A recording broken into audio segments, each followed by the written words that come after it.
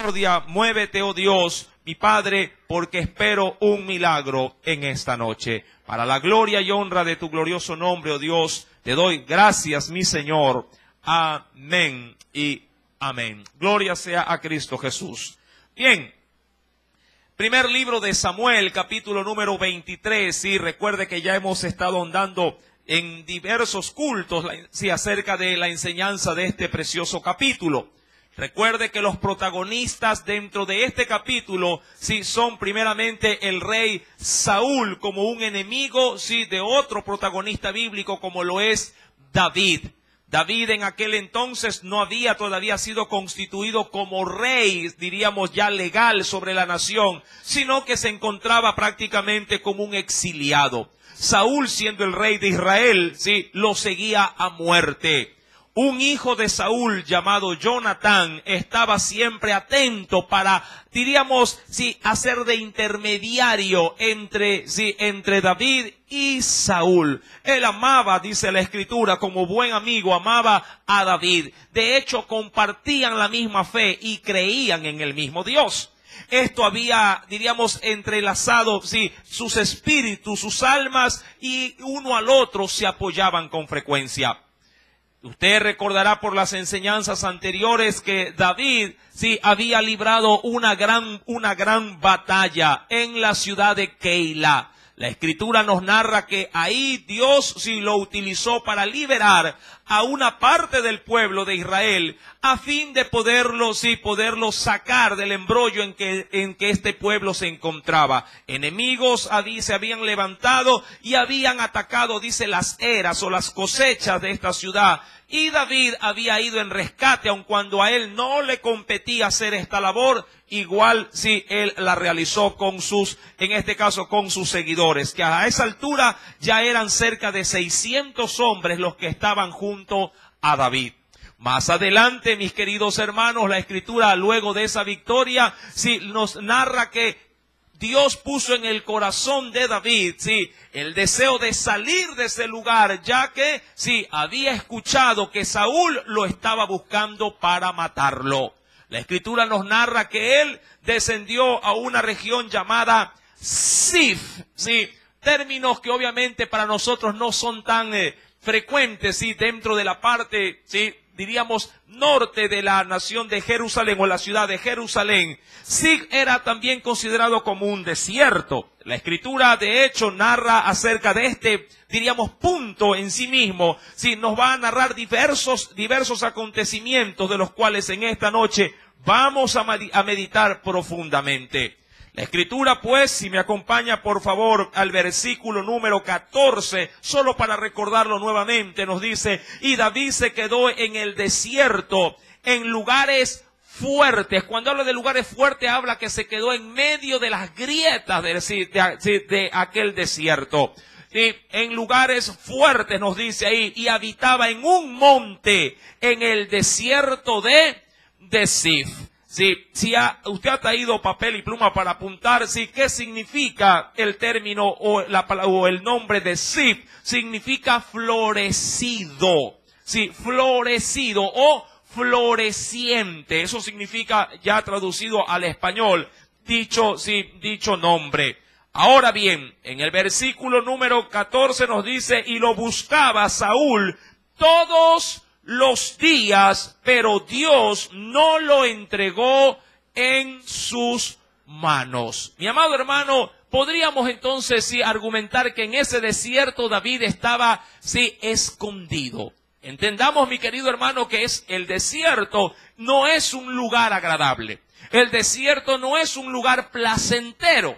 Mas, sin embargo, no solamente David, y muchos otros hombres de Dios siempre fueron impulsados al desierto. Y más adelante vamos a hablar acerca de esto, ¿sí? Muchos hombres de Dios fueron impulsados al desierto por necesidades, por huidas, ¿sí? O simplemente, sí, por dirección del Espíritu, o también por gravísimos problemas. Mi querido hermano, Dios tiene algo que anunciar más adelante con respecto a este suceso. Cuando vamos y nos saltamos del capítulo 23, ahora lea por favor conmigo al versículo número 19, La Escritura nos narra que los moradores de la región de Zif algo hicieron en contra de David. Verso número 19. Después subieron, dice ahí, los de Zif para decirle ¿a quién? Para decirle a Saúl, en donde se encontraba, dice, en Gabaá. No está, dice ahí, David escondido en nuestra tierra, en las peñas o en las rocas, en un lugar llamado Ores, en el collado de Aquila, que está al sur del desierto.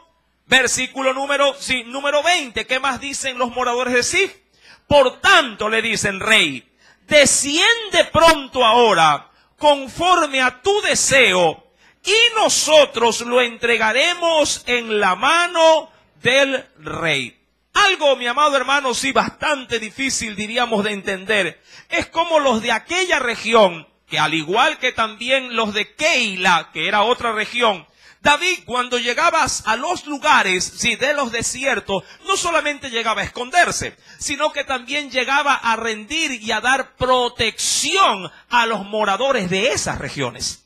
Usted recordará que fue el mismo pueblo de Keila quien fue y dio aviso a David que ellos estaban pasando, sí, por problemas, y él salió en rescate sin tener la obligación de hacerlo.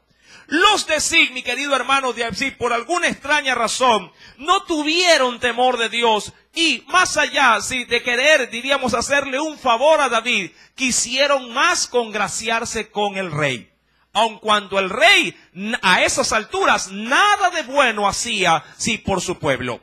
Pero bien, la Escritura nos narra que ellos le dieron aviso al rey y le dijeron que David estaba escondido en su territorio. Versículo, acompáñeme por favor, versículo número 21. Saúl, por su parte, ¿qué le responde a estos? Dice, benditos seáis vosotros de Jehová, que habéis tenido compasión de mí. Usted entiende, mi amado hermano, este texto se lo leyó también la semana anterior y estamos solamente haciendo la introducción a la enseñanza en esta noche. Sí, que para Saúl su forma o su estilo de vida, a su manera de ver, era el correcto. Había dado muerte a sacerdotes, había pisoteado la palabra, no había obedecido la instrucción del profeta de Dios, que en ese entonces era el profeta Samuel, pero para él todo estaba bien. Y muchas veces así también somos nosotros. Caminamos en rebeldía, tenemos, diríamos así, una contradicción en nuestra vida cristiana. Vivimos como nos da la gana y a la larga, o al término de la semana o del día de trabajo decimos que todo está bien, ¿sí? Así mismo. Mi amado hermano, no nos mintamos a nosotros mismos. El que no tiene una relación con Dios, con Cristo Jesús, así haga cosas agradables durante su jornada diaria, semanal o mensual, durante toda su vida, si no está a cuentas con Dios, para Dios todo lo que él hace está mal. Mi querido amigo y hermano, para Saúl, sí, su forma de vivir era agradable según su propio concepto hacia Dios. En el verso número 21 nos dice, a estos les dice, benditos seáis de vosotros de Jehová, que habéis tenido compasión de mí. ¿Por qué? Porque él quería encontrar a David y nadie se lo había podido, hasta ese entonces, se lo había podido poner en bandeja de plata. Versículo número 22. Y les dice el rey, pues ahora aseguraos, es decir, cerciórense. Sí, conoced y ved el lugar de su escondite, y quien lo haya visto allí, porque se me ha dicho, dice que él es astuto en gran manera. Ahora, obviamente que para Saúl, David era un hombre astuto, pero amado hermano, la astucia de este hombre no lo estaba librando de la mano de Saúl, sino el poder y la gracia de Dios. En el verso 14, lea por favor la expresión final del verso 14. Y la Biblia es clara en ese sentido, donde se nos dice, pero Dios no lo entregó en sus manos. No era que David se escondía y se guardaba, era que Dios lo escondía a David. ¿De la mano de quién? De Saúl. Mi querido hermano, a diferencia de cómo veía Saúl las cosas, dice la Escritura en el versículo número 24, para concluir esta primera narrativa, dice el versículo 24, y ellos, es decir, los moradores de Zif, y ellos se levantaron y se fueron, dice ahí, a Zif delante de Saúl. Ahora bien, entremos en materia en esta noche. Mi querido hermano, dice el versículo número 24. Y ellos se levantaron y se fueron así delante de Saúl. Pero David y su gente estaban ahora ¿en dónde? En el desierto de Maón, en el Arabá, al sur del desierto. El término Maón, apunte por favor, significa vivienda o también habitación. Ahora bien, versículo número 25. Y se fue Saúl con su gente a buscarlo, pero fue dado aviso a David y descendió, dice ahí, a la peña y se quedó en el desierto de Maón. Cuando Saúl oyó esto, siguió a David al desierto de Maón. Ahora, aquí quiero detenerme.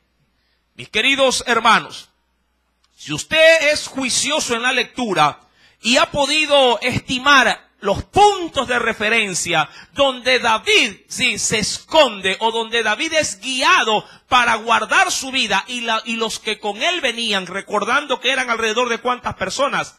600 hombres. Mi amado, usted podrá establecer que los lugares que él había escogido eran los desiertos. Usted también entenderá que él no fue al desierto porque quiso ir al desierto, sino porque aún el profeta de Dios le había dicho que salga de las ciudades y vaya, y busque los desiertos, sobre todo en la región de Judá, para que ahí encuentre su escondite. Mi amado hermano, hay algo muy peculiar en todo esto. Recordemos como en el capítulo anterior, Adulán también era una cueva que quedaba en un desierto. Adulán, de hecho, significaba, ¿qué cosa? Cueva de refugio. Si a esto le añadimos, el desierto de Zif, ¿qué significaba el desierto de Zif? Floreciente. Y ahora con el desierto de, como lo menciona la Escritura, Maón significa vivienda o habitación. Ahora, ¿qué tiene que ver todos estos puntos de referencia también como aplicación en nuestra vida cristiana? O diríamos asimismo, en nuestra forma de vivir en este mundo. Mi querido hermano, Dios de alguna manera empuja o trata con el hombre en el desierto. De hecho, investigando un poquito, el término desierto tiene un significado bastante peculiar. En el hebreo significa mikbar, M-I-D-B-A-R, mikbar. Y esto, aun cuando le parezca a usted mentira, el término desierto significa conducir, apacentar. Digo, cosa curiosa en su simbología o en su traducción al idioma español. Desierto significa conducir, desierto significa apacentar. ¿Con qué lo asociaba el pueblo de Israel los desiertos? Con el pastoreo de las ovejas o del ganado, en el cual en el desierto se encontraban pastos, comida, manantiales para poder saciar, en este caso, las necesidades de su ganado. Mi querido hermano, cada vez que el Señor nos introduce en el desierto, yo le aseguro que lo hace con esta intención de apacentarnos. Los creyentes solemos tener ciertas expresiones a la hora de buscar el rostro de Dios en oración, diciéndole a Dios: Señor, apacienta mi vida. Señor, sustenta mi vida, conduce mi vida. Mi querido hermano, usted sin saberlo está pidiendo a Dios en oración que lo introduzca en el desierto. Porque es ahí donde el Señor puede cumplir esta tarea en nuestras vidas. No con esto le estoy diciendo de que no ore de esa manera. De hecho, es necesario sí, que el pueblo de Dios, sus hijos, experimenten tiempos de desierto. David estaba formando carácter, ya no como pastor, sino como rey en el desierto. Pero como algo, diríamos, de manera agravante, él no era rey todavía. Pero Dios lo estaba puliendo cada día para poder forjar en él un hombre de Dios. Un hombre conforme al corazón de Dios. Mi querido hermano, de hecho en el desierto Dios puede hacer grandes cosas. Acompáñeme por favor, sí, como texto de referencia, en el libro de Oseas. Luego del profeta Daniel, libro de Oseas.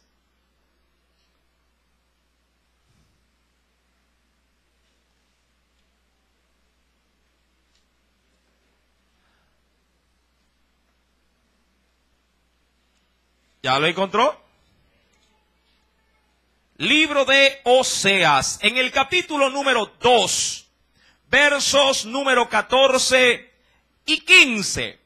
Hay un texto, sí, maravilloso, sí, en función de este estudio. Libro de Oseas, capítulo número 2, verso 14 al 15. Tome asunto, sí, a la lectura y recibamos de parte de Dios su palabra. Dice el Señor: pero he aquí que yo lo atraeré, ¿sí? Y la llevaré al desierto. Eso hablando por el contexto de su pueblo. Y hablaré, dice ahí, a su corazón. Y le daré sus viñas desde allí y el valle de Acor por puerta de esperanza. Y allí cantará como en los tiempos de su juventud y como en el día de su subida o de su liberación, podría también entenderse, de la tierra de Egipto. Vuelva a leer el texto, verso número 14, pero ahora sí meditando sí, en su palabra. Dice el Señor: pero he aquí que yo la atraeré, como que el Señor de alguna manera te está seduciendo a que lo sigas, y la llevaré. ¿A dónde habría de llevar a su nación? La llevaré, dice, al desierto. Pregunto, el Señor cuando libertó al pueblo de Israel de la nación de Egipto, ¿a dónde lo introdujo? Diría cualquiera, me sacó de Guatemala y me llevó. Yo no dije eso, lo dijo usted. Mi querido amigo y hermano, entendamos esto. La transición de nuestra vida, si para poder ser de excelencia, está forzada a entrar en un desierto. No podemos, mi querido hermano, ser en Dios los diamantes refulgentes sin antes el Señor primeramente no meternos en el fuego del desierto. Porque es solamente a través de ese, diríamos, de esas pruebas o de ese duro, sí, trato que el desierto en sí mismo brinda lo que pule, lo que pudiera limar, sí, las asperezas de todo nuestro ser. Pero dice la Biblia en ese versículo número 14 que luego de que Él nos va a llevar ¿a dónde? Al desierto, dice ahí, ¿qué hará en el desierto el Señor? Ahí lo primero que va a hacer es darnos su palabra. En el desierto. Dice, les hablaré. ¿A dónde? Dice ahí. ¿Por qué?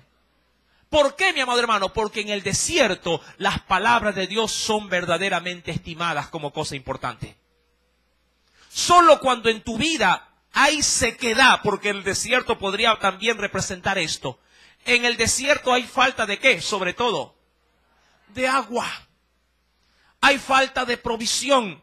Mi amado hermano, cuando tú estás bien, cuando estás de pronto económicamente estable, cuando socialmente estás aceptados por todos, cuando no hay problemas en el hogar, cuando tu marido llega con una sonrisa, te abraza, te besa, te dice mi amor, te amo, y tú le correspondes de la misma manera, cuando los negocios que haces salen todo bien, todo es floreciente, mi amado hermano, y algo de Dios llega a tu vida, la palabra no es estimada como cosa importante.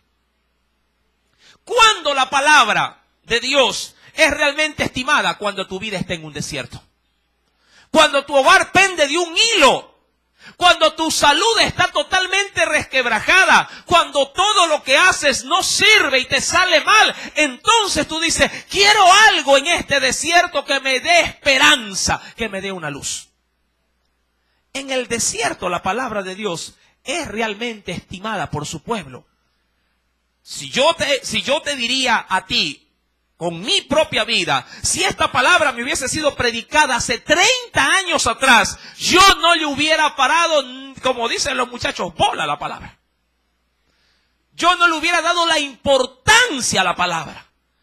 Porque en ese sentido mi vida no necesitaba, ¿sí?, nada de Dios. Porque en ese entonces uno se sentía realizado, uno se sentía, diríamos así, como el dueño del mundo. Pero cuando comenzó Dios a tratar conmigo, sí, lo hizo en los tiempos de desierto, así como lo hace contigo también. Mi querido hermano, y en el desierto, dice el Señor, versículo número 14, en la parte, recuerda así, final, hablará el corazón, pero también ahí en el desierto, dice, le daré sus viñas ¿desde dónde? Desde ese lugar, desde allí, desde el desierto. El problema de muchos pueblos es que no quiere ir al desierto. Hay unos que quieren sacarse, como dicen los muchachos, sacar la vuelta por la tangente. ¿Sí? Muchos vienen a Cristo, reciben a Jesús en su corazón, es decir, reciben el precioso regalo y don de la salvación. Y luego de eso, sí, quieren evitar o quieren pasar por alto el desierto. Mi amado hermano, cuando aquí se dan clases de bautismo, yo creo que ¿cuántos han recibido clases de bautismo en esta iglesia? Y se han bautizado en esta iglesia. Sí, mi querido hermano, siempre se les da esta premisa. Luego del bautismo va a venir un tiempo de desierto, no como cosa de pronto concluyente, pero es la generalidad de que el desierto por lo general venga de la mano luego del acto del bautismo. Mi querido hermano, y en ese tiempo de desierto, muchos son probados hasta el extremo, hasta el punto inclusive de que muchos hasta retroceden. Y hasta se abren, no digo de la iglesia, del Señor. Mi amado hermano, el desierto es necesario porque en el desierto usted aprende a conocer y aprende también a estimar como cosa valiosa, sí, a Dios en su vida.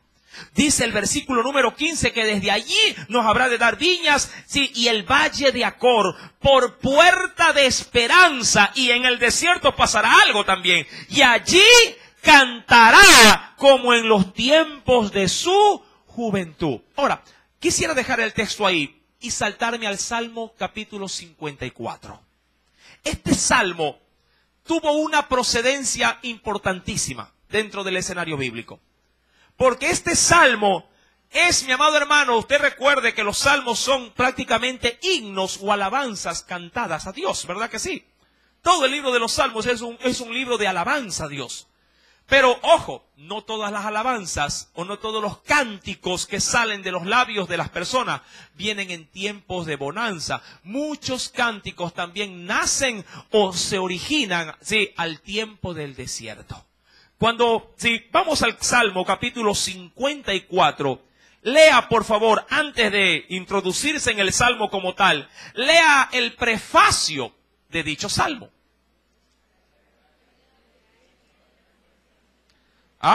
Plegaria pidiendo protección contra los enemigos. Y vaya que tenía un enemigo, sí, David. Y dice, al músico principal en Neginoc, masquil de David, cuando vinieron, y este es el origen de este cántico, cuando vinieron los cifeos, y eso es básicamente ¿quién? Los pobladores de la región de Zif, cuando vinieron los cifeos y le dijeron a Saúl, ¿no está David escondido en nuestra tierra?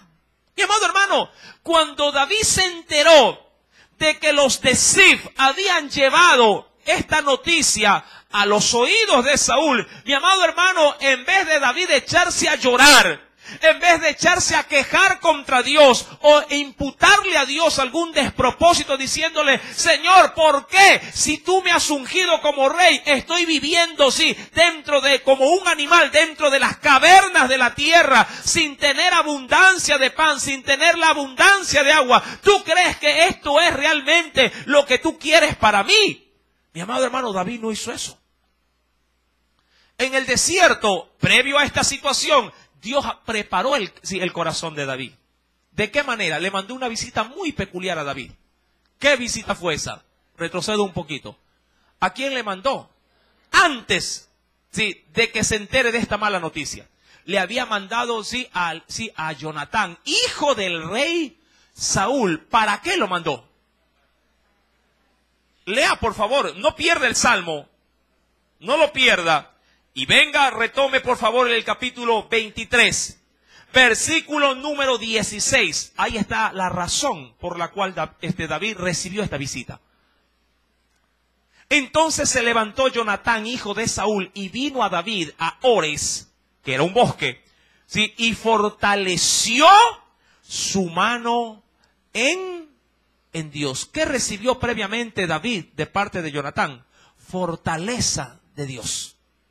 ¿Para qué recibió fortaleza? Para que pueda introducirse ¿a dónde? Al desierto de Zif. Mi querido hermano, la palabra de Dios fortalece también nuestra vida. Pero ella también de alguna manera te prepara para que cuando la cosa se ponga fea, tú puedas permanecer firme. La Escritura, si volvemos ahora al Salmo 54, conociendo esta premisa del Salmo, ¿cómo se manifiesta en el Salmo David? En el Salmo 54. Versículo número 1. Primeramente es un cántico. Y el cántico en su letra dice, oh Dios, sálvame por tu nombre. ¿Sí? Sálvame por tu nombre. Ahora, ¿qué implica eso? Sálvame, Señor, por lo que tú representas cuando yo te invoco. Tu nombre. El pueblo de Israel reconocía sobre todos los nombres de Dios. Dios tenía muchas formas de ser llamado. Pero una de las principales, en este caso, etiquetas que tenía Dios para ser conocido por el pueblo era Jehová de los ejércitos. De hecho, es uno de los nombres más usados dentro del Antiguo Testamento. Jehová de los ejércitos. Su nombre representaba, mi querido hermano, batalla. Su nombre representaba guerra, pero su nombre también representaba victoria para el pueblo. Y David dice en este salmo, sálvame por tu nombre y con tu poder defiéndeme. Oh Dios, oye mi oración. Escucha las razones de mi boca. Verso 3, ¿por qué causa? Porque extraños se han levantado contra mí. ¿Quién se levantó contra él? Los de... Sí, pregunto, ¿qué mal había hecho David para los de sí? Ninguno. Y hombres violentos buscan mi vida. No han puesto a Dios delante de sí. Es decir, yo sí tengo a Dios delante de mí, pero ellos no. Mi querido hermano, dejando ese salmo en breve, y retomando por favor la primera carta o primer libro de Samuel, capítulo número 23, dice pues la Escritura que Saúl se fue, dice, con su gente a buscarlo. ¿Sí? Avanzo un poco.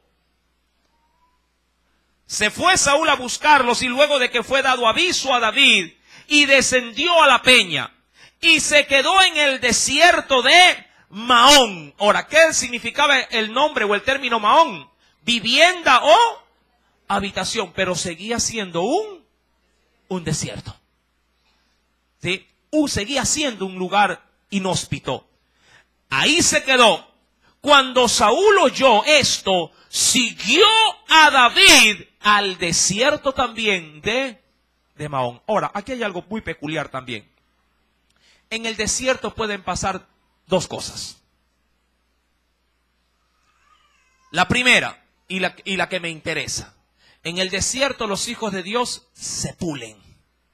En el desierto, el pueblo de Dios, los que tienen promesa de Dios y le han creído a Dios, salen refulgentes, salen con excelencia. Pero en el desierto también se eliminan a los incrédulos. El desierto también consume y destruye a todo lo que se opone a la voluntad de Dios. Ahora, yo entiendo, mi querido hermano, que en este lugar estas cosas pueden ser, o en el desierto puede ser de bendición para unos, pero también puede ser de maldición para otros. O si tú no me dejas mentir, ¿cuántas veces cuando pasas en tu vida desiertos, es decir, problemas, dificultades, todo, es decir, terribles situaciones, cuántas veces sí quieres arrojar la toalla, quieres tirarla, o aún le dices a Dios que Él es el responsable, imputas a Dios que Él es el culpable de tu situación? Como cuando una madre en su desesperación o ante su impotencia le dice a Dios, Señor, ¿por qué te llevaste a mi hijo? ¿O por qué has permitido tal o cual desgracia? Tiempos obviamente de desierto en la cual el hombre en sí mismo se ve impotente porque no hay quien lo pueda ayudar. Muchas veces aún en los matrimonios puede pasar lo mismo. Luego de que una persona entrega todo de sí en la relación y ve que no hay correspondencia, que no hay algo que corresponda, sí, por más que se entrega, por más que lucha y ve que no se le trata de la misma manera, también podría decirle lo mismo a Dios. Señor, ¿por qué has permitido esto en mi hogar? Mi querido amigo y hermano, dice la Escritura en el versículo número 25 en la parte final, cuando Saúl oyó esto, siguió también, dice, a David al desierto de Maón, pero con una gran diferencia. Para David el desierto ahora ya era su habitación, ya era su vivienda. Diría cualquiera, estaba acostumbrado. Ahora, muchos dirían, hermano, el desierto yo lo quiero pasar, pero un ratito nomás. ¿Cuántos quisieran vivir en el desierto? O si Dios te guía por el desierto sin refunfuñar, decir, Señor, está bien, tú me introdujiste por este camino, tú me sacas de este camino también. El problema es que a veces el caminar en el desierto no es un camino de duración corta, sino extensa, muy larga y para algunos hasta muy difícil de soportar. Mi querido hermano, recordemos primeramente algo en Dios para aquellos que se resisten, ¿sí? ¿Y cuál es la consecuencia? Cuando vamos a la primera carta a los Corintios, un texto que de hecho estaba en análisis en el estudio de este precioso libro los días jueves, en la primera carta a los Corintios, en el capítulo número 10, acompáñeme por favor. Primera epístola o carta a los Corintios en el Nuevo Testamento, capítulo número 10. Tengamos presente, esta referencia de la palabra. Versículo número 5. ¿Lo tiene? Dice el Señor, pero de los más de ellos, eso haciendo referencia al pueblo de Israel, cuando hace miles de años atrás fueron sacados de Egipto, dice, pero de los más de ellos no se agradó Dios, por lo cual, ¿qué pasó? Por lo que no se agradó en ellos. ¿Qué pasó? Quedaron, ¿cómo quedaron? Dice la Biblia. En el desierto quedaron postrados o tumbados, o lo que es igual como derribados. Ahora, ¿por qué quedó derribado el pueblo en el desierto? Por 5 aspectos, 5 principalmente. Cometieron muchos horrores, pero de esos horrores 5 marcaron la diferencia. El primero, mi amado hermano, fue la codicia. En el desierto codiciaron no lo que Dios no les podía dar, sino que codiciaron algo que en Dios ellos todavía no podían recibir. Mi amado hermano, cuando vamos por favor al versículo número del capítulo 10 de Corintios que estamos, en el verso número 6 dice, mas estas cosas sucedieron como ejemplo para nosotros, para que no codiciemos cosas malas como ellos codiciaron. Primer aspecto, codiciaron cosas malas. Luego le estaremos explicando al detalle todo esto, pero el día jueves. Segundo, fueron idólatras en el desierto. Versículo número 7 dice, ni seáis idólatras. Versículo número 8, ¿qué más hicieron en el desierto? Fueron fornicarios. Es decir, que tuvieron aberraciones sexuales que Dios no les había permitido hacer.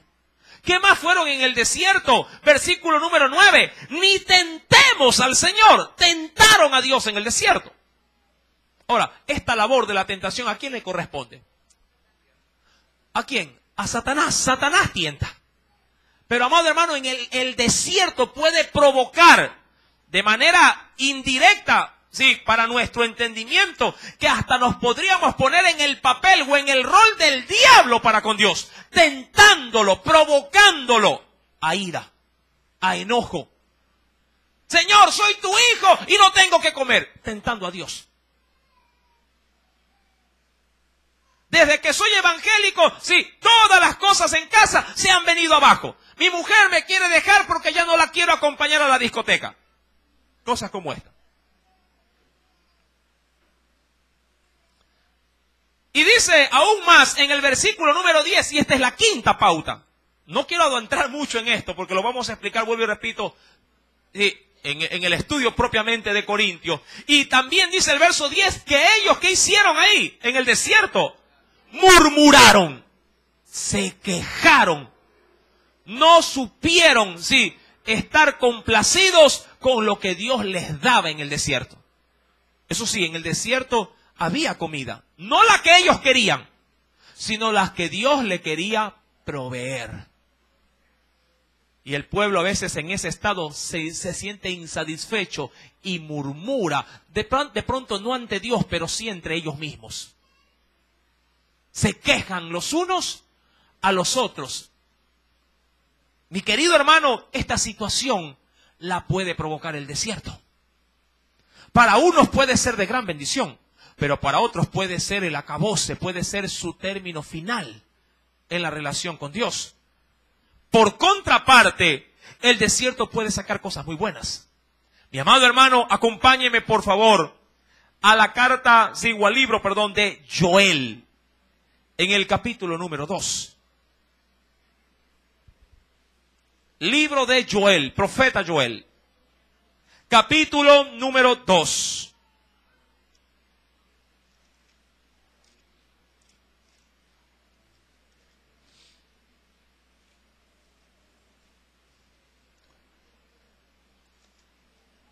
¿Lo tiene? ¿Dónde está Joel? Después de Oseas, entre Génesis y Apocalipsis. Joel capítulo número 2, versículo número 21 en adelante, al verso 23.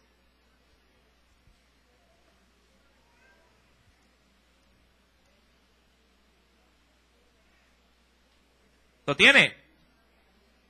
Dice el Señor, tierra, no temas. Obviamente que no le está hablando en sí mismo a la tierra, ¿sí?, sino al hombre que ha sido formado de ella.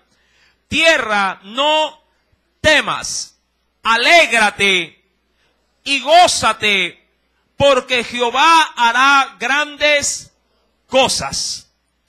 Animales del campo, su creación, no temáis, porque los pastos, ahora me encanta el término, ¿en dónde están los pastos? Del desierto reverdecerán, porque los árboles llevarán su fruto, la higuera y la vid darán sus frutos. Vosotros también, le habla al pueblo del Señor, hijos de Sión, alegraos y gozaos en Jehová vuestro Dios, porque os ha dado la primera lluvia a su tiempo, y hará descender sobre vosotros lluvia temprana y tardía, como al... Ahora, ¿todo eso en dónde? En el desierto. De manera adicional, mi querido hermano, nos dice el Señor, en el capítulo 43 de Isaías, versículo 18. Isaías capítulo 43, verso número 18. Concluyamos con esta última referencia. Isaías capítulo 43, verso 18 en adelante.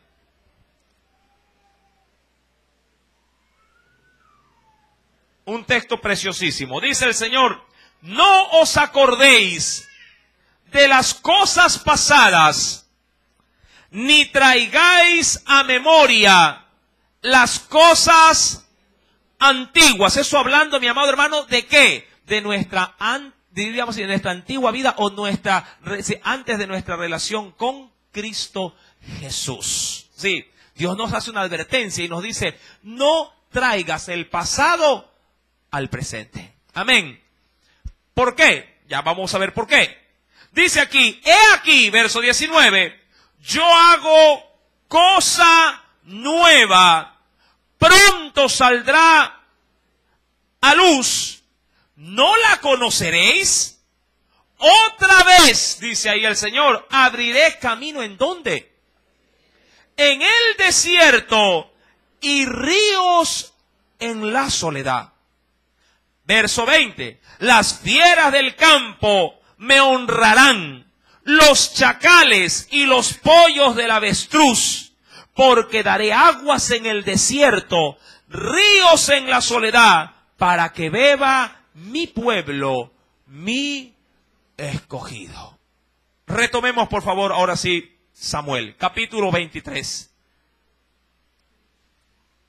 Una vez que Saúl, al igual que David, se encontraban en el desierto de Maón, verso 26 dice, y Saúl iba por un lado del monte, y David con sus hombres por el otro lado del monte. Y se daba prisa David para escapar de Saúl, mas Saúl y sus hombres habían encerrado a David y a su gente para capturarlos. Mi amado hermano, ¿cómo se debe haber sentido David en ese momento? Sí, David corre tratando de huir ¿de quién? De Saúl. Obviamente, David estaba en el desierto porque Dios así se lo había ordenado. Recuerde que de la mano, no solamente David estaba con sus 600 hombres, adicionalmente había entre ellos un sacerdote, el cual, por medio de él, David consultaba al Señor. Mas, sin embargo, en el desierto la cosa se puso fea. La Biblia dice que mientras por un lado huía David del monte, al otro lado, ¿quién venía en su persecución? Saúl con su ejército. Mi amado hermano, yo no sé si a usted le ha pasado esto, pero a veces parece ser que cuando vienen las cosas en tempestad, diríamos, a nuestra vida, nunca vienen solas, siempre vienen acompañadas, una detrás de la otra. Y pareciera ser que cuando las cosas se ponen así, pareciera ser, solamente lo digo esto como una acotación adicional, que Dios se ha olvidado de nosotros. Pareciera ser, pero no es así. Porque, mi querido hermano, Dios no desampara a su pueblo. La Escritura nos enseña, mi amado hermano, aún por los textos que hemos podido analizar, que aún en el desierto, ¿qué proveería el Señor? Aún dice, daría agua, sí, en medio de la sequedad. Daría ríos en la soledad. Dice pues el versículo número 28 que Saúl iba por un lado del monte y David con sus hombres por el otro lado del monte. Y dice, y se daba prisa David para escapar de Saúl.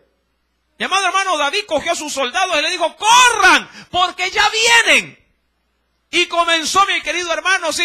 ¿Y qué clase de montaña? Esto se ve en planicie, pero si lo queremos ver, mi querido hermano, bajo otro punto de vista, sí, los desiertos eran cosas terribles. Una cosa es correr en asfalto. Otra cosa es tratar de escapar en medio, sí, aún de acantilados.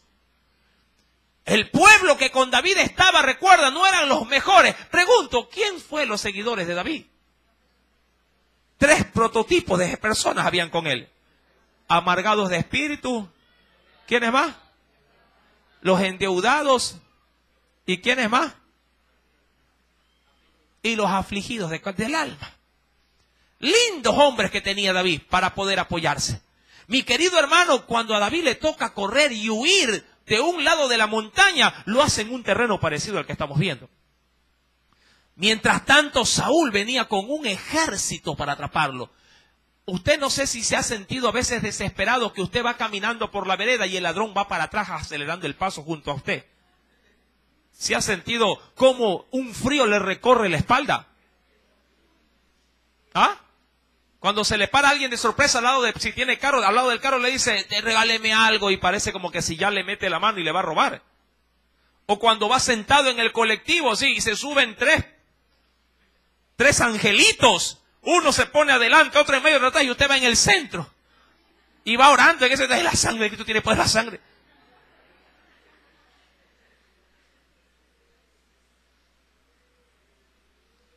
Solo el que ha pasado experiencias como esta puede llegar de alguna manera a experimentar lo que logra sentir ¿quién? David y sus soldados. O en este caso no eran ni soldados, sus acompañantes. Mi querido hermano, David ahora se ve entre la espada y la pared. Recuerde, el ejército iba por un lado y Saúl iba por el otro, pero iban en la misma montaña. En la misma montaña. De pronto pocos metros separaban el uno al otro. Dice el verso número 26 en la parte final, mas Saúl y sus hombres habían encerrado a David y a su gente para capturarlos. Pero ojo, Saúl no lo sabía.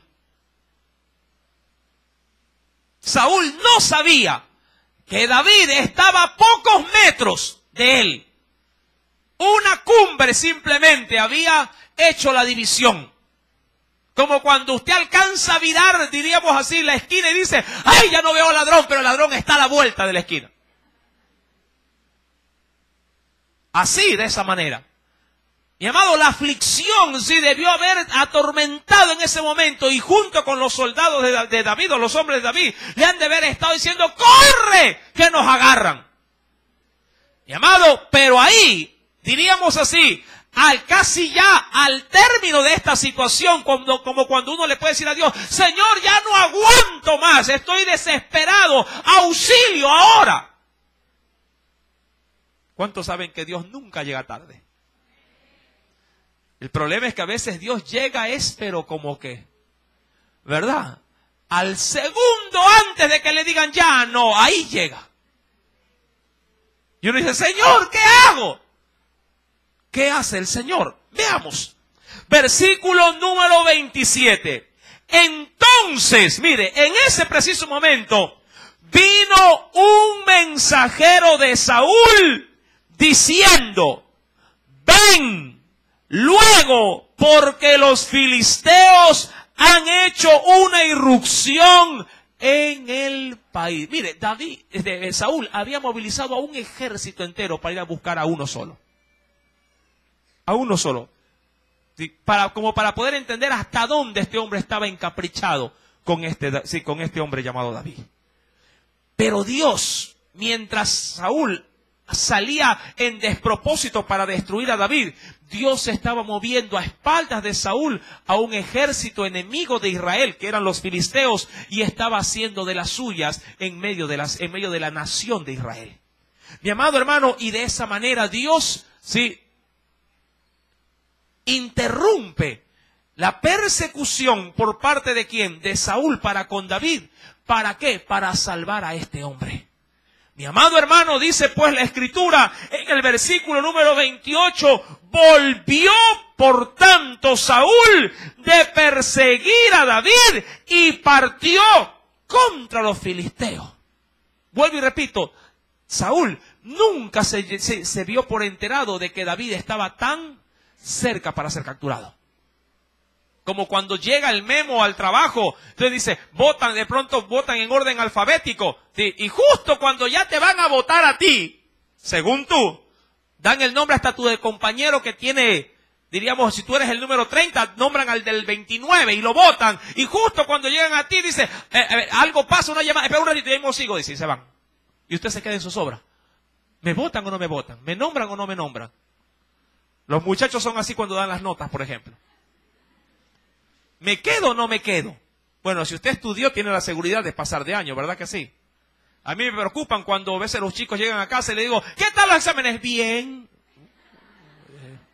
Yo ya esa expresión yo ya la conozco, sí, bien mal, digo para mí. Verso número 28. Volvió, dice ahí, por tanto, Saúl de perseguir a David y partió, dice, contra los filisteos. Por esta causa pusieron a aquel lugar por nombre Sela Amalekot.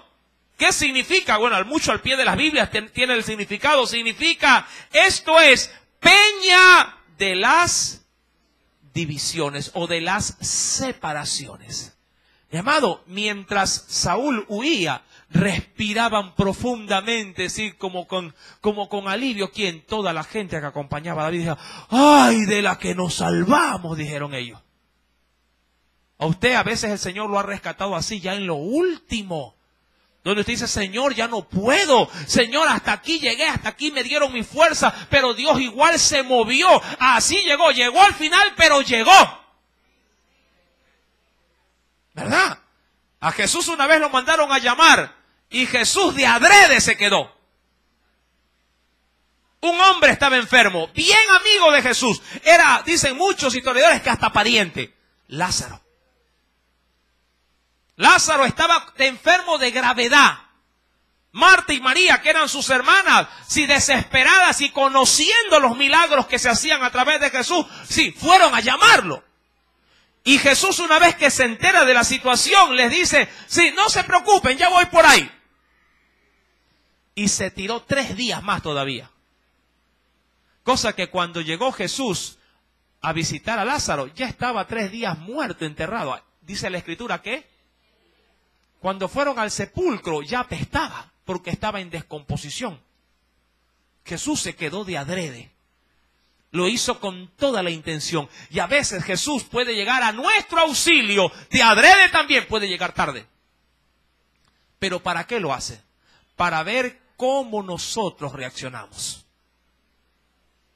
¿Usted no cree que David, antes de que Saúl estuviera tan cerca, usted cree que David no estaba orando y diciéndole, Señor, aléjalo, manda por otro camino, sí, que se vaya por otra montaña, que no venga por este camino, que venga por abajo, que se vaya por arriba, mételo por debajo de la tierra, mándalo, diríamos, por el espacio, pero sácalo.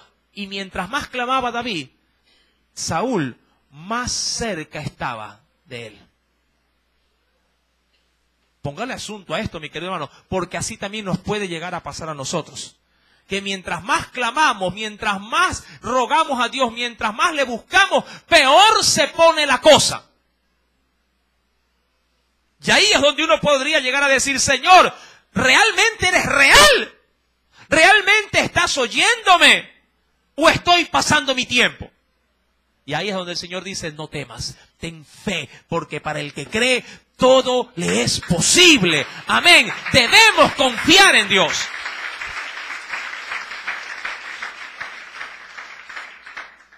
Y dice para concluir el versículo 29, entonces, ¿qué hizo David? David subió de allí y habitó, ¿en qué otra región? ¿A dónde se fue a habitar ahora? En los lugares fuertes, sí, ¿en dónde? En Engadi. ¿Qué era? Era otro desierto. Si usted me dice a mí, ¿dónde vivió David la mayor parte de su vida? La vivió en el desierto. Este desierto tenía algo muy particular. Este desierto quedaba a orillas del mar Muerto. En ese desierto, de manera ya, sí, culminante, sí, David, sí, va y se refugia. ¿Qué significa Engadi? Engadi, sí, significa manantial de cabras. ¿Por qué, mi amado hermano, si se llama así este lugar? ¿O qué llegó a pasar en Engadi para poder tener este precioso significado? ¿Quieres saberlo? Si lo quieres saber, el próximo día viernes lo estaremos estudiando con la ayuda del Espíritu Santo. Amén. Mas si el Señor habló a tu vida el día de hoy, ríndele una fuerte ofrenda de aplauso. Aleluya. Oremos y demos gracias a Dios. Padre, en el nombre de Cristo Jesús, en esta noche, yo te agradezco, oh Dios, porque mi vida ha podido recibir tu palabra.